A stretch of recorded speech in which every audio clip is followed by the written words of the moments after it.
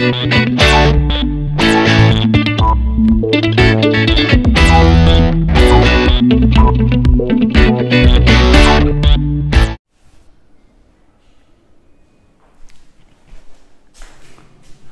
Everyone, ये class specially उन students के लिए है जो क्लास 10 से मूव करके और अभी 11th में जाएंगे। और इस क्लास में हम लोग डिस्कस करेंगे फिजिक्स का जो फर्स्ट चैप्टर है 11th का, यूनिट एंड डायमेंशन। उससे पहले एक बेसिक टिप्स जो आपको अभी करना चाहिए वो ये कि अभी आपके पास पूरा फ्री टाइम है और आप जिस भी स्ट्रीम को सेलेक्ट कर रहे हो, आइदर पीसीबी और पीसीएम, आप उसके करस्पॉन्डिंग जो सीबीएसई का वेबसाइट है या और बहुत सारा वेबसाइट है, ठीक, उस पर जाके आप उसके सिलेबस को थ्रूली पढ़िए। जितने अच्छे से पढ़ सकते हैं पढ़िए कि कौन कौन सा टॉपिक आपको फिजिक्स में पढ़ना है, कौन कौन सा टॉपिक आपको बायोलॉजी के लिए पढ़ना है, कौन कौन सा टॉपिक मैथ्स, केमिस्ट्री और जो भी जिस स्ट्रीम को आप सिलेक्ट कर रहे हैं उसके लिए कौन कौन सा टॉपिक पढ़ना है, उसके सब टॉपिक्स को देखिए, उसके करस्पॉन्डिंग वे क्या है, कौन कौन सा बुक ज़्यादा प्रीफर किया जाता है, इन सब के बारे में आपके पास जानकारी होना ज़रूरी है। तो आपको ये जो है फ्यूचर में पढ़ने में हेल्प करेगा। उसके अकॉर्डिंग हम लोग अभी देखें क्लास 11th में स्पेशली जो चैप्टर स्टार्ट होता है फिजिक्स में, तो हम लोग स्टार्ट ही करते हैं बेसिक मैथमेटिक्स से, ठीक, क्योंकि फिजिक्स को पढ़ने के लिए मैथमेटिक्स बहुत ही ज़्यादा ज़रूरी है। तो इसके लिए सबसे ज़्यादा ज़रूरी है कि आपका मैथमेटिक्स बेसिक क्लियर होना चाहिए। लेकिन यूनिट एंड डायमेंशन को पढ़ने के लिए मैथ्स का उतना ज़्यादा ज़रूरत है नहीं, तो इसलिए हम लोग यूनिट एंड डायमेंशन से स्टार्ट करते हैं। इस चैप्टर को हम लोग स्टार्ट कर लेंगे, उसके बाद फिर हम लोग डिस्कस करेंगे बेसिक मैथमेटिक्स का, जो आपको बहुत ज़्यादा हेल्प करेगा। कहाँ पे हेल्प करेगा? तो फर्दर जो भी चैप्टर है, मोशन हो गया या फोर्सेस कैलकुलेशंस है या बहुत सारे अलग अलग न्यू मैथमेटिक्स अभी आपके लिए आएंगे, ठीक होगा। उसके साथ साथ में ही और क्लास 10 से जैसे आप बेसिक ट्रिगो वगैरह पढ़ेंगे, ठीक, कोऑर्डिनेट आपको पता होना चाहिए, कोऑर्डिनेट आप वहाँ से रिवाइज करेंगे, आपको फिजिक्स में काम आएगा। जैसे ही डिस्टेंस डिस्प्लेसमेंट हम लोग पढ़ेंगे वहाँ पे आपको कोऑर्डिनेट काम में आ जाएगा, ठीक है। उसके साथ साथ ट्रिग्नोमेट्री अच्छे से आप पढ़ लीजिए, मैथ्स में तो काम आएगा ही आएगा, यहाँ भी काम आ सकता है, छोटे छोटा कहीं कहीं हेल्प होगा। हम लोग देखेंगे कि उसके अकॉर्डिंग आप जब और भी आगे मैथमेटिक्स है उसमें आपको वो काम आने वाला है, ठीक है। तो उसके करस्पॉन्डिंग हम लोग देखते हैं 11th का जो फर्स्ट चैप्टर है, ठीक, क्या है उसका नाम? Unit and dimensions. Unit and dimension, ठीक है। इसमें से एक वर्ड आपके लिए सिर्फ अननोन है, डायमेंशन में भी पता भी हो, लेकिन यूनिट आपको पहले से भी पता है, ठीक है। यूनिट क्या होता है या समझते कैसे, डेफिनेशन को हम लोग देखेंगे बाद में, लेकिन उससे पहले हम लोग समझते हैं कि यूनिट आप समझ रहे हैं कि नहीं समझ रहे हैं, ठीक है। यूनिट को समझने से पहले आखिर ज़रूरत क्यों पड़ा इस चीज़ को लाने का, यूनिट पढ़ने का ही ज़रूरत क्यों पड़ा, उससे पहले हम लोग देखेंगे एक टॉपिक, ठीक, उसका नाम क्या है सो देखिए, ठीक है। हम लोग स्टार्ट ही करेंगे किस चीज़ से? फिजिकल, ठीक है, क्वांटिटीज।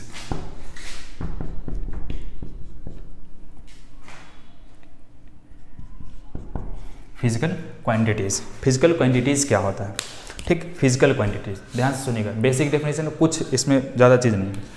फिजिकल क्वांटिटीज को हम लोग डिफाइन करते हैं कि वैसा कोई भी चीज़, ठीक, जिसको मेजर किया जा सके, वैसा कोई भी क्वांटिटी जिसको क्या किया जा सके, मेजर किया जा सके। अगर आप उसको मेजर कर रहे हैं तो उसको हम लोग कौन सा क्वांटिटीज बोलते हैं? फिजिकल क्वांटिटी बोलते हैं, ठीक।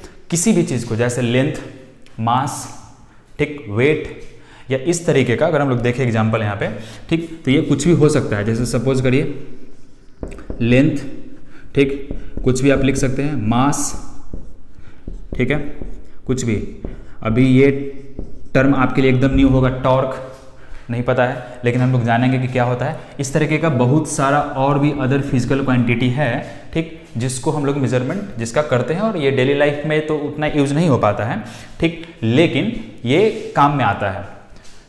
इसी तरीके से हम लोग डिफाइन करते हैं किसी को, फिजिकल क्वांटिटी को, ठीक है। तो फिजिकल क्वांटिटी को हम लोग डिफाइन करते हैं कि any quantity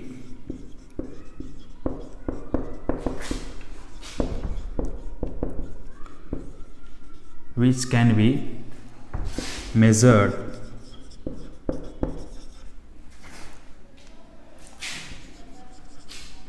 and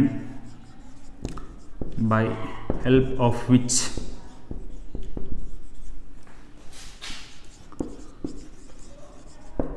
we define certain laws of physics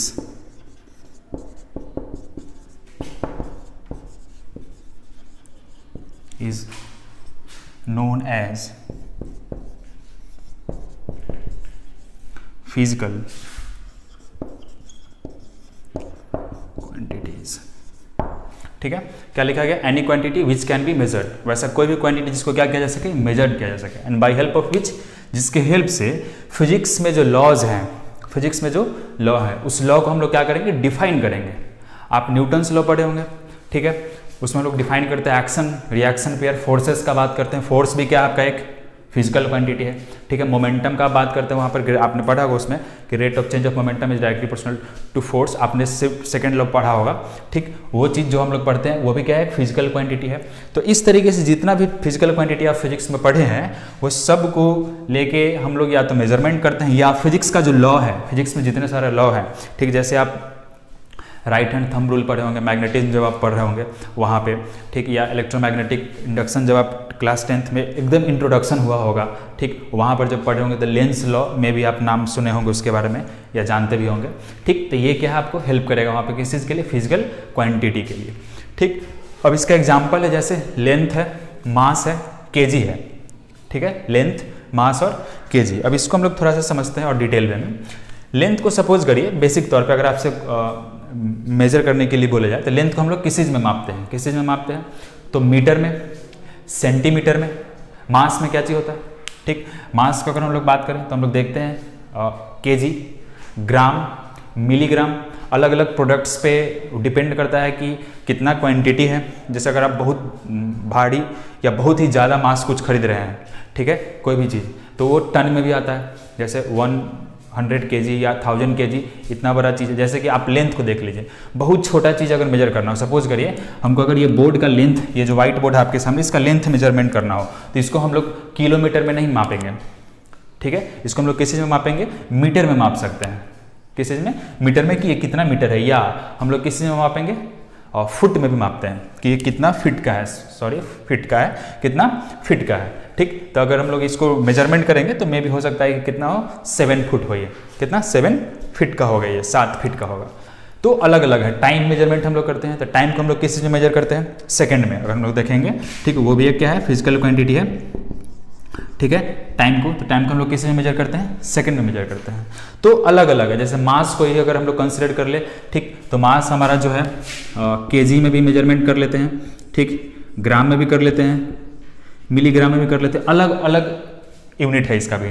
time, इसको भी हम लोग सेकंड में कर लेते हैं, आवर में कर लेते हैं, ठीक है। लेंथ, इसको हम लोग मीटर में कर लेते हैं, ठीक, सेंटीमीटर में कर लेते हैं, किस में कर लेते हैं? किलोमीटर में कर लेते हैं। तो अलग अलग टॉर्क पे भी हम नहीं आ रहे हैं, टॉर्क पे जैसे जैसे इन चैप्टर में हम लोग डीप जाएंगे तो फिर टॉर्क पे भी डिस्कशन हम लोग करेंगे, ठीक है। इन सब चीज़ों में हम लोग डिस्कस करते हैं।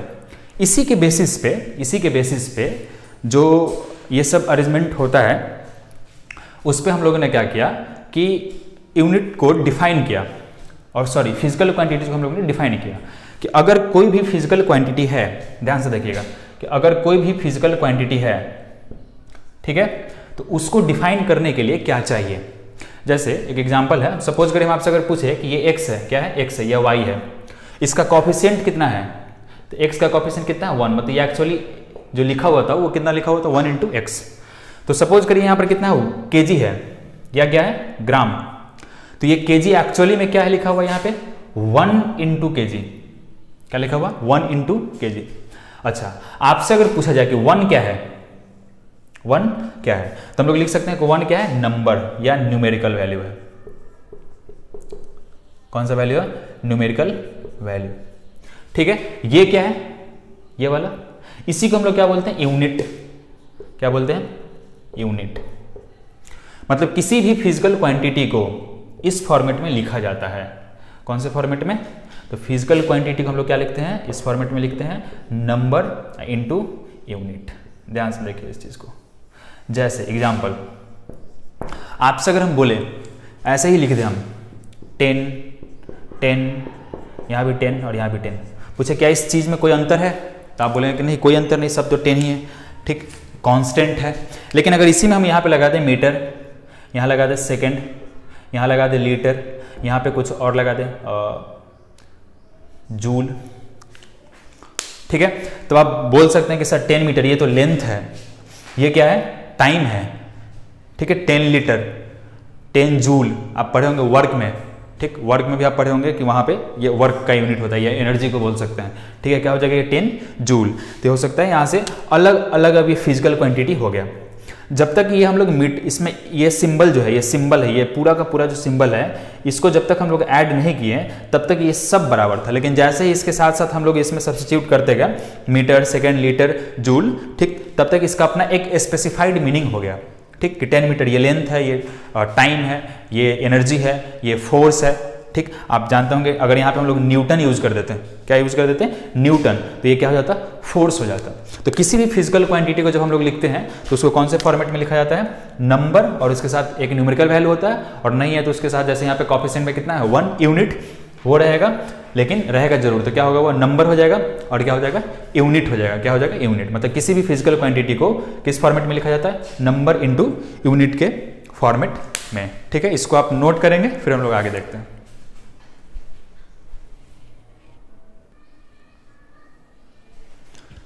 अब नेक्स्ट जो हम लोग देखेंगे वो क्या देखेंगे, टाइप्स ऑफ फिजिकल क्वांटिटीज। क्या चीज देखेंगे, टाइप्स ऑफ फिजिकल क्वांटिटीज। अभी जैसा कि दो टाइप है फिजिकल क्वांटिटी के, एक तो है पहला क्या है, स्केलर क्वांटिटी, ठीक, और दूसरा क्या है, वेक्टर क्वांटिटी। आप इससे नोन है, आप इसके डेफिनेशंस को जानते होंगे, क्लास 9th में पहली बार आपको पता चला होगा कि दो टाइप का क्वांटिटी होता है, एक होता है स्केलर क्वांटिटी और एक होता है वेक्टर क्वांटिटी। अब दोनों में क्या डिफरेंस है आप पढ़े होंगे इसके प्रॉपर डेफिनेशन को, कि स्केलर क्वांटिटी के पास क्या होता है सिर्फ, ठीक, सिर्फ इसके पास क्या होता है, मैग्नीट्यूड, क्या होता है, मैग्नीट्यूड, सिर्फ क्या होता है, मैग्नीट्यूड होता है। जैसे एग्जांपल अगर हम लोग बात करें, ठीक, एग्जांपल लेंथ, ठीक है, ये आप जानते हैं इसके बारे में।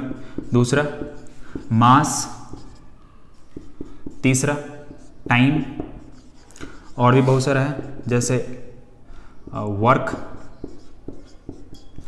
ठीक है, या एनर्जी। ये सब जो क्वांटिटी है वो क्या है, स्केलर क्वांटिटी है। क्या है, स्केलर क्वांटिटी। डेफिनेशन है, ध्यान से सुनेगा, the quantity whose whole specification, the quantity whose whole specification requires only magnitude, the quantity whose whole specification requires only magnitude is known as scalar quantity। लेकिन इसके साथ ही जब हम लोग वेक्टर क्वांटिटी का बात करते हैं तो इसके पास क्या क्या होता है, तो इसके पास हम लोग देखते हैं, इसके पास आपको पता है क्या क्या होगा, मैग्नीट्यूड तो होगा ही होगा,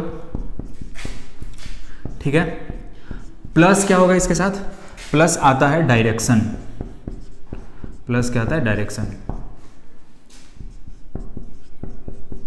प्लस क्या आता है, डायरेक्शन आता है।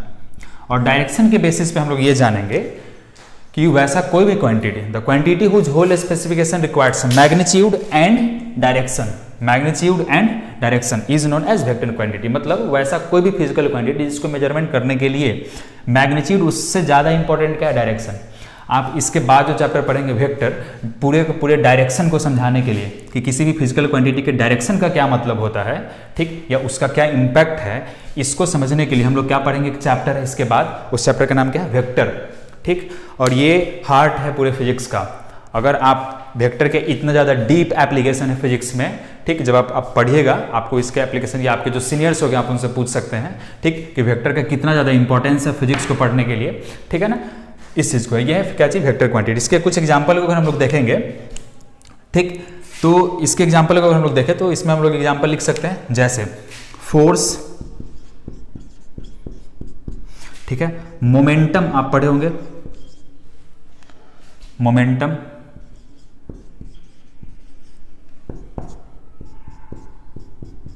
ठीक है, बहुत सारा है, टॉर्क एक्सेट्रा, बहुत सारा चीज़। बेसिक तौर पे जो आप जानते हैं उसमें हम लोग ऐड कर सकते हैं, ठीक, जैसे टॉर्क वगैरह आप नहीं जानते, जैसे आप सपोज कर सकते हैं यहाँ से डिस्प्लेसमेंट, ठीक है, डिस्प्लेसमेंट आपने देखा होगा, आप देखोगे वेलोसिटी, आप जानते होंगे, क्या जानते होंगे, एक्सेलरेशन, ठीक है। ऐसा बहुत सारा क्वांटिटी है, हम लोग पढ़ते जाएंगे और देखते जाएंगे। तीन चीजें, एक स्केलर क्वांटिटी, ठीक है, वेक्टर क्वांटिटी जिसमें मैग्नीट्यूड और डायरेक्शन दोनों इंपॉर्टेंस है। दोनों के डेफिनेशन को हम एक बार रिपीट कर देते हैं।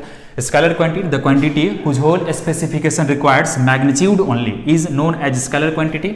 Example, vector quantity, the quantity whose whole specification requires magnitude as well as direction. सबसे ज्यादा इंपॉर्टेंट ये डायरेक्शन, ठीक है। इस दोनों में आप देख लीजिए, अगर इसको हटा दिया जाए तो कोई मतलब ही नहीं है, दोनों सेम ही चीज हो जाएगा। इसका मतलब है कि सबसे ज्यादा इंपॉर्टेंस किस चीज का है, डायरेक्शन का है। किस चीज का है, डायरेक्शन का। तो डायरेक्शन सबसे ज्यादा इंपॉर्टेंट है। एग्जांपल क्या चाहिए, फोर्स, फोर्स का यूनिट आप जानते होंगे पहले से, क्या होता है, न्यूटन। मोमेंटम, मोमेंटम को हम लोग क्या लिखते हैं, P equals to mv, kg metre पर second. Displacement metre, velocity metre पर सेकंड, एक्सेलरेशन का मीटर पर सेकंड स्क्वायर। टॉर्क क्या होता है आप पढ़ेंगे, ये होता है न्यूटन इंटू मीटर, ठीक है। हम लोग पढ़ेंगे वेक्टर का एप्लीकेशन है, टॉर्क एक्चुअली में क्या होता है, ठीक है, इसका एप्लीकेशन कहाँ है, इन सभी चीज़ों को देखेंगे, ठीक है। इसके डेफिनेशन को अगर हम लोग लिखना चाहें तो लिख भी सकते हैं, आप उसको लिख लीजिए। The quantity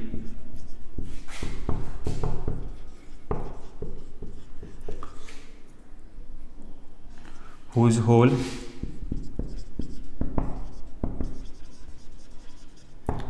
whole specification requires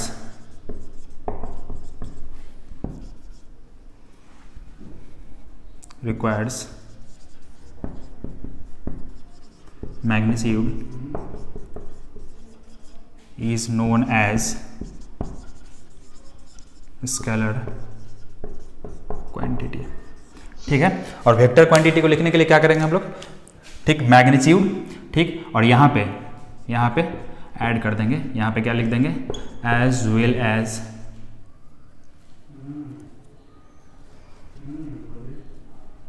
magnitude and direction लिख दीजिए, and direction, magnitude and direction, KNOWN, ठीक है। ये हो जाएगा क्या चीज, इसके डेफिनेशन। इसको आप नोट करेंगे, इसके बाद हम लोग फिर नेक्स्ट देखते हैं।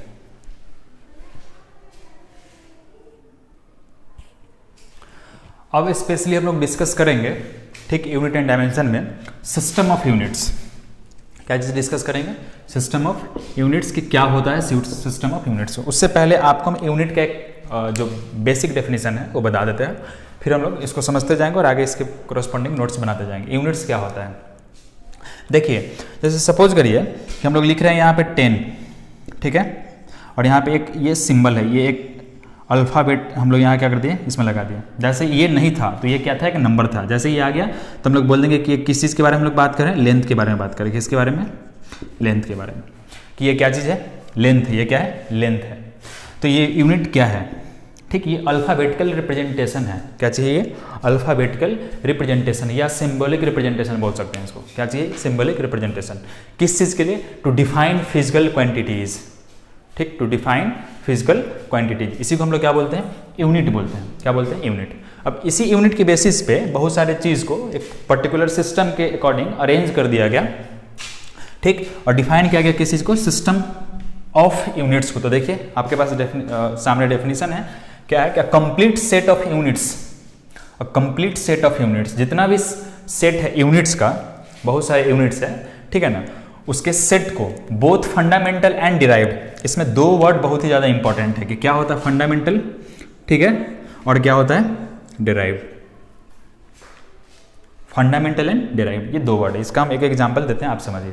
जैसे सपोज करिए कि दूध है, ठीक, तो दूध से बनने वाला बहुत सारा प्रोडक्ट होता है, ठीक। दूध हम अपने घर में नहीं बनाते हैं, ठीक है, जो नेचुरल हम बात कर रहे हैं, ठीक, दूध जो है वो अपने घर में नहीं बनाते हैं, ठीक। गाय है, उससे हम बोरो कर लेते हैं दूध, और फिर उससे बनता है बहुत सारा, जैसे दही बन गया, मिठाई बनता है, जूस, लस्सी, बहुत सारा, सॉरी, दूध से जूस नहीं बनता है, दूध से लस्सी बन जाता है, ठीक है।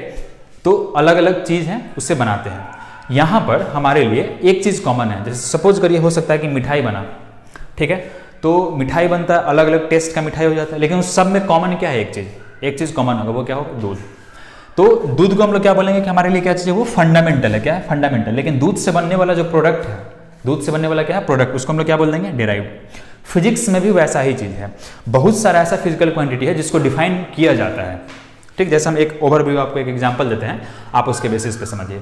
जैसे सपोज करिए कि हमारे पास क्या है, स्पीड, क्या है, स्पीड, और स्पीड इक्वल्स हम लोग क्या लिखते हैं, डिस्टेंस अपॉन क्या लिखेंगे, टाइम। डिस्टेंस को हम लिखते हैं, सपोज करिए आपको पता है मीटर पर सेकंड है यूनिट, मतलब स्पीड को डिफाइन करने के लिए क्या पता होना चाहिए, डिस्टेंस और टाइम का रिलेशन है तो हमको स्पीड मिल रहा है। मतलब अगर ये दोनों अगर नहीं हो तो फिर ये चीज नहीं होगा, ठीक। मतलब कि ये क्या है, मिल के बना है, किसके प्रॉपर अरेंजमेंट से मिल के बना है, डिस्टेंस और टाइम के। तो ये दोनों हमारे लिए क्या हो जाएगा, फंडामेंटल, क्या हो जाएगा, फंडामेंटल, और ये क्या हो जाएगा, डिराइव्ड।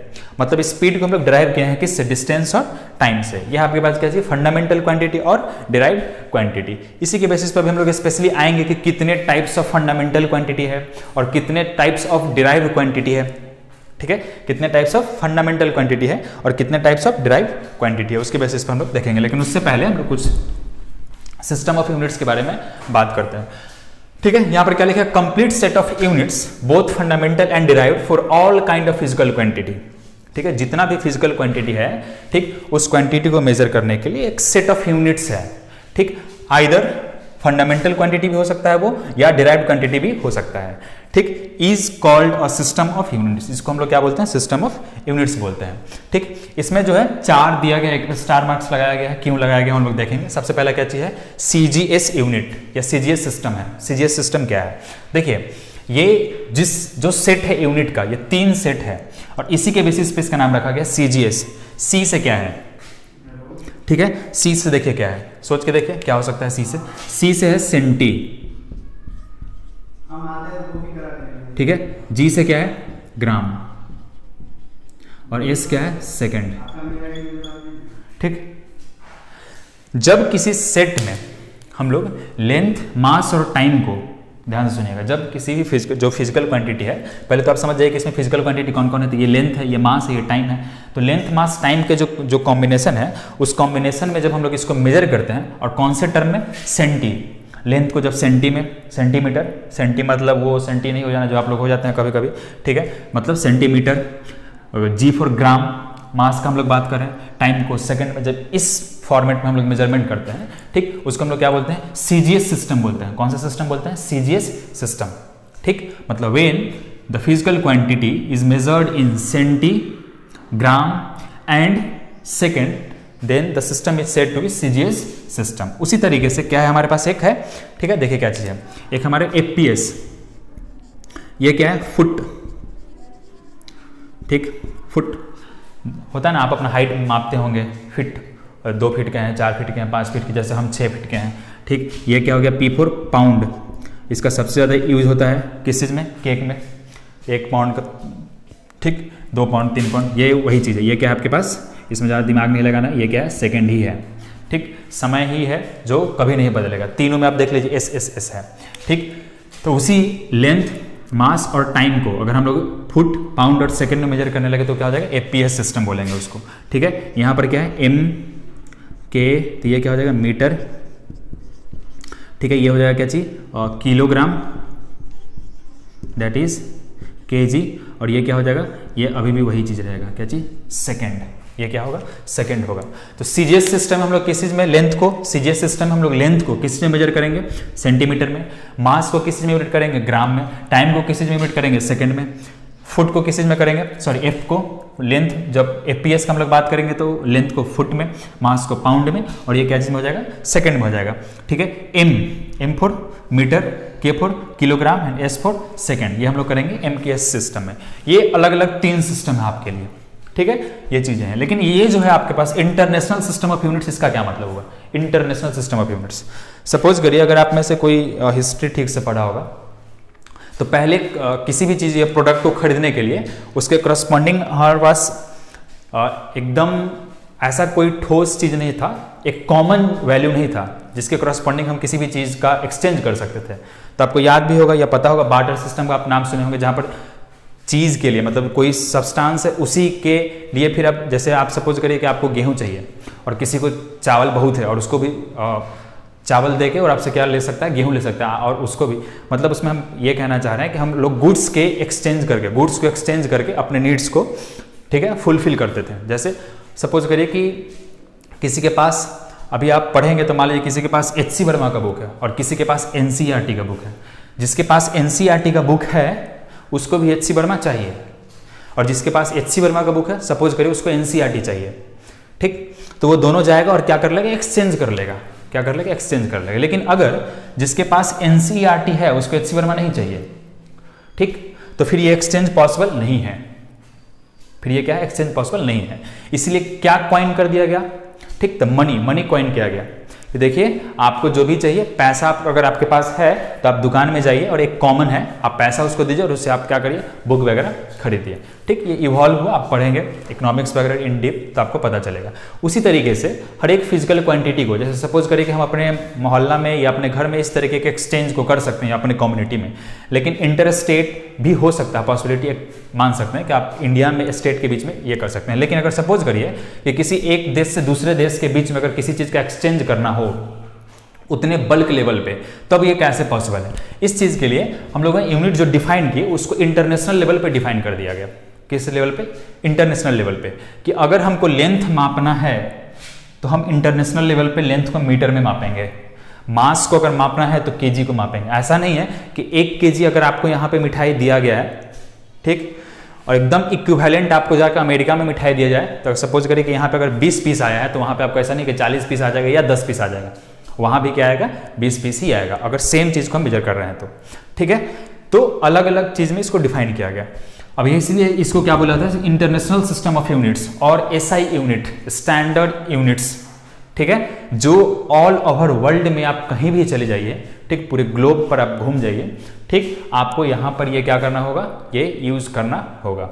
अब यही चीज है जो हम लोग देखेंगे कि ये कितना है इंटरनेशनल सिस्टम ऑफ यूनिट्स, इसको तो हम लोग डिटेल में पढ़ेंगे ही कि कितना इसमें कितना चीज है। आप इसी से हम लोग अभी स्टार्ट करेंगे, इसके बाद ठीक तो हम लोग डिस्कस करेंगे किस चीज के बारे में, फंडामेंटल क्वांटिटी यहीं से आ जाएगा, ठीक है, कि कितने टाइप्स ऑफ फंडामेंटल क्वांटिटी होते हैं। फिर हम लोग देखेंगे क्या चीज, फंडामेंटल क्वांटिटी के हेल्प से हम लोग डिराइव्ड क्वांटिटी तक कैसे पहुंचते हैं, फंडामेंटल क्वांटिटी की हेल्प से डिराइव्ड क्वांटिटी तक हम लोग कैसे पहुंचते हैं। तो आप लोग यहाँ तक नोट्स लिखेंगे, लेकिन इसके बाद हम लोग इसको डिटेल में डिस्कस करेंगे किस चीज को, इंटरनेशनल सिस्टम ऑफ यूनिट्स को। इसको लिखिए, फिर हम लोग नेक्स्ट देखते हैं।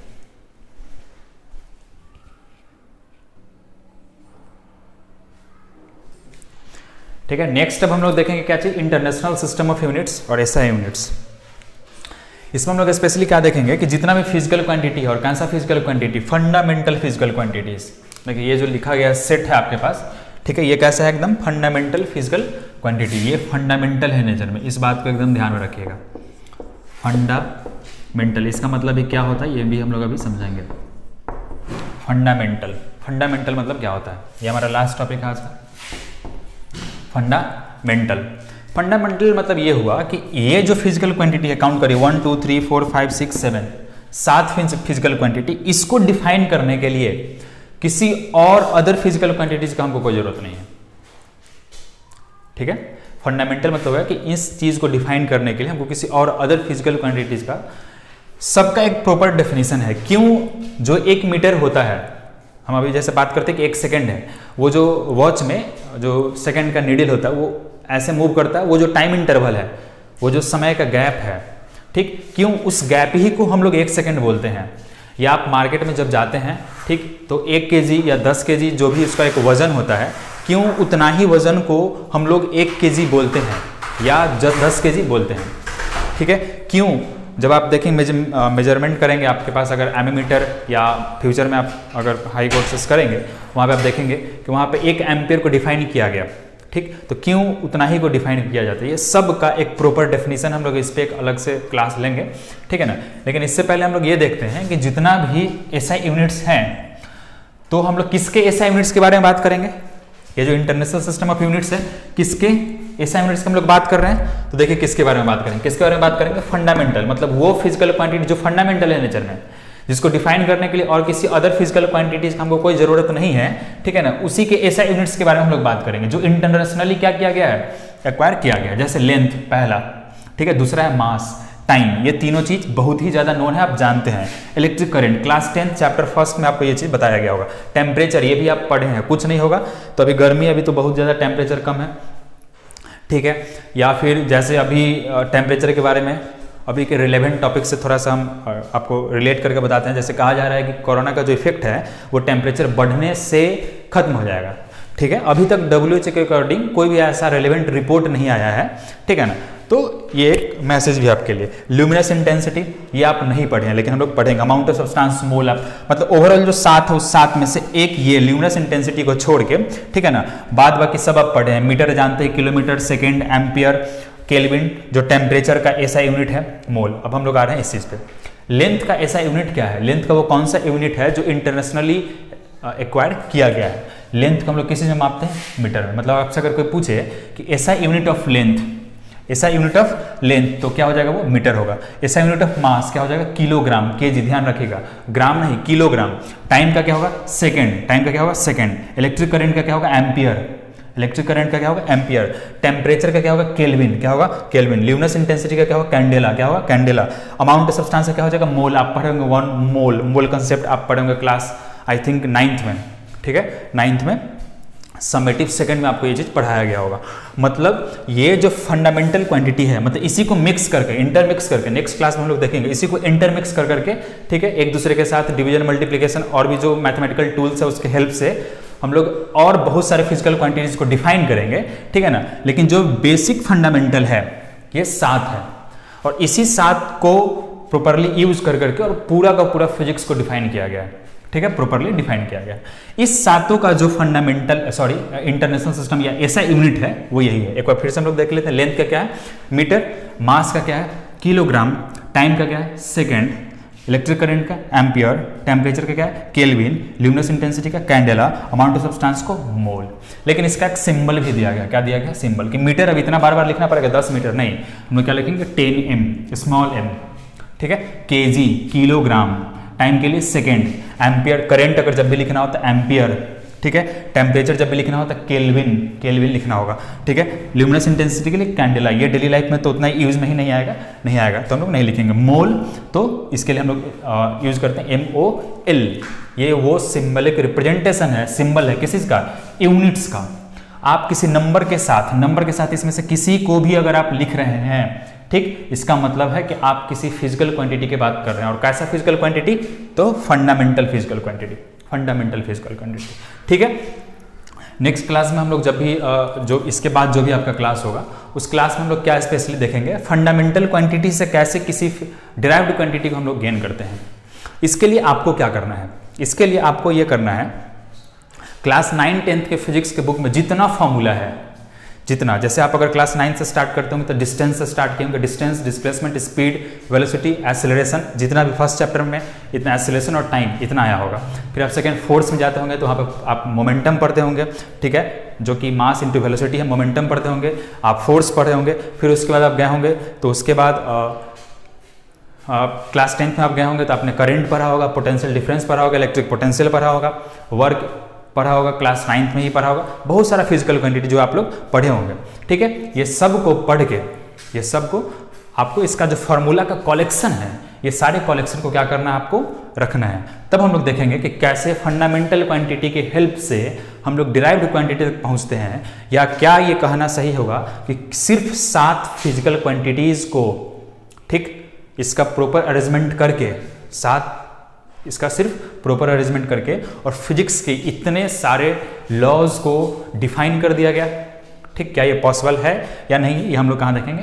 नेक्स्ट क्लास में देखेंगे। आपसे एक और रिक्वेस्ट है, आप 11th के सिलेबस को जरूर देखें।